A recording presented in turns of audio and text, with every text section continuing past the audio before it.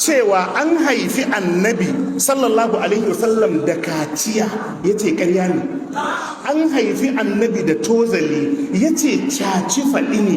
To yaya abin da ya kore in ma wa me ya jinginawa, tun da dai ya raba abun da annabi, yaya za a dawo a ce kuma da annabi ya yi?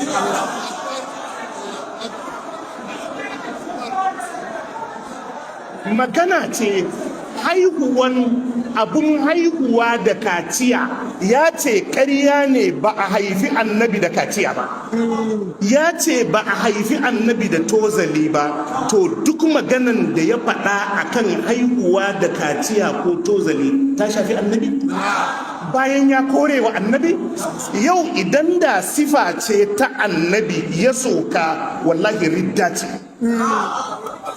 Gashin annabi darajarsa ba ɗaya bane da gashin kowa, yawun annabi darajarsa ba ɗaya bane da yawun kowa, kakin annabi darajarsa ba ɗaya bane da kakin kowa, fitsarin annabi darajarsa ba ɗaya bane da fitsarin kowa. Wallahi in aka daga farcen annabi kai suka akan farcen, ridda ce. To waɗannan sifofi ya kore su daga annabi, ya ce shaci faɗi ne. Duk abin da ya faɗa a kansu kuma a ce da annabi ya yi. Ai yanzu idan ana so a hukunta shi da jingina haihuwa da kaciya ma 'ya'yan arna ko jingina tozali ma 'ya'yan tumaki, to sai a tabbatar da waɗannan ababen sun tabbata ga annabi. To tun da ya soka sai a hukunta shi. Na yi imani da Allah, idan waɗannan abubuwa sun tabbata sifofin annabi ne, aka ce malam lawal ya fito tsirara ya tuba, wallahi zai fito ya tuba. Amma ya kore su gabarin annabi. To me ya haɗa maganan kuma da annabi, tun da abin da ya faɗa ya ce annabi bai siffanta da shi ba? Doktor, don Allah kun fahimta?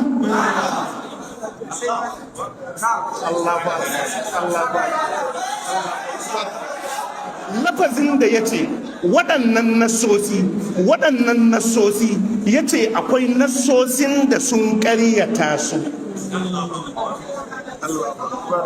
Kun kawo ya faɗi wannan maganan.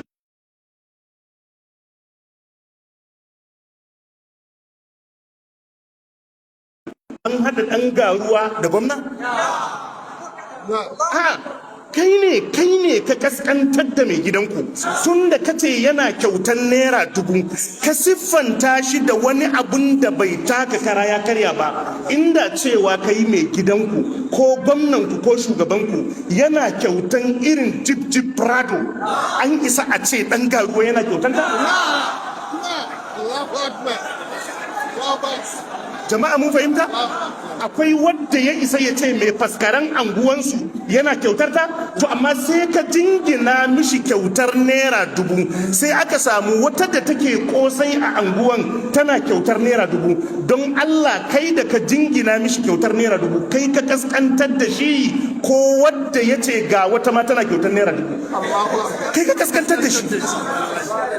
A kuma fa cikin karatun ya ce ai abin da Allah ya ma manzan Allah na Isra'i da Mi'raji, ko annabi Ibrahim ba a mishi ba, ko annabi Musa ba a mishi ba, ko annabi Isa ba a mishi ba.